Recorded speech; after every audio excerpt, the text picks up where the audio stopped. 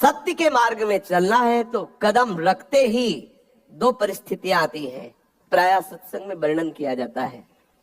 या तो इतनी अनुकूलता माया फेंक देगी कि आपका मार्ग रुक जाए, या प्रतिकूलता फेंक देगी। आपको किसी भी स्थिति में भयभीत नहीं होना, कदम आगे बढ़ाते रहो, ये सब प्रतिकूलताएं अनुकूलता के रूप में बदल जाएंगी। परमार्थ के पथिक का हर सूल फूल बन जाता है। हमारा निश्चय दृढ़ हो, हमारी भावना दृढ़ हो, उसमें हिलना नहीं। अच्छा एक बात और, जैसे हम सत्य मार्ग में चल रहे हैं तो आप ये तो जानते हो सत्य मार्ग सत्य का मार्ग है, उसका परिणाम अमंगल कैसे हो सकता है? मंगल भवन प्रभु का नाम जपने वाला, मंगल भवन प्रभु के मार्ग में चलने वाले का अमंगल कैसे हो सकता है? भूल करके नहीं हो सकता।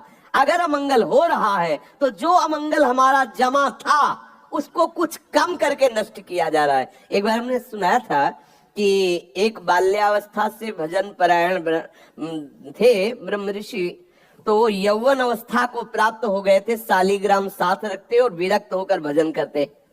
एक दिन वो गंगा किनारे शालिग्राम सेवा के लिए स्नान किया और बैठे ही थे कि 90 लोग आकर के भाला लिए, लाठी लिए, मारो मारो मारो।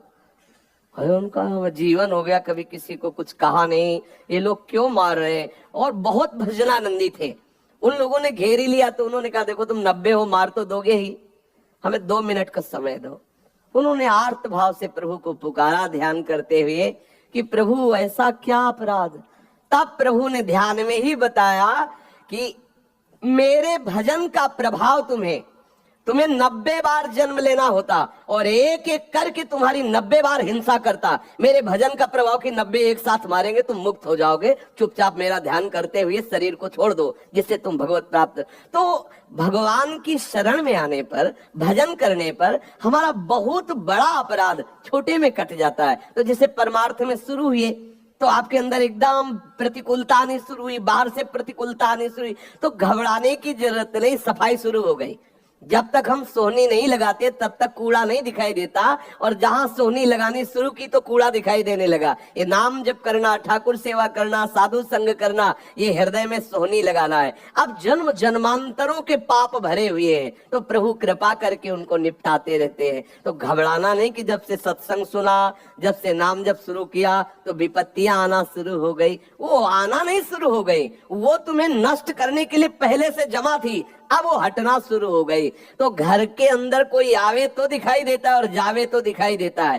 तो ऐसे ही ये गेट है अंतःकरण, अनंत जन्मों के जो शुभ शुभ कर्म जिनके लिए भगवान कहते हैं अवश्य में भोक्तव्यम कृतम कर्म शुभाशुभम, वो शुभ शुभ कर्म हमें नष्ट करते, लेकिन भगवत शरणागति भजन के प्रभाव से धीरे धीरे नष्ट हो रहे। समझ रहे ना? घबराना नहीं कि हम भजन मार्ग में चलने लगे तो हमें विपत्तियां घेर ली, ऐसा नहीं हो सकता। जो प्रभु का सुमिरन करते हैं, बोले भाव कुभाव अनख आलसहु नाम जपत मंगल दिशि दशहु।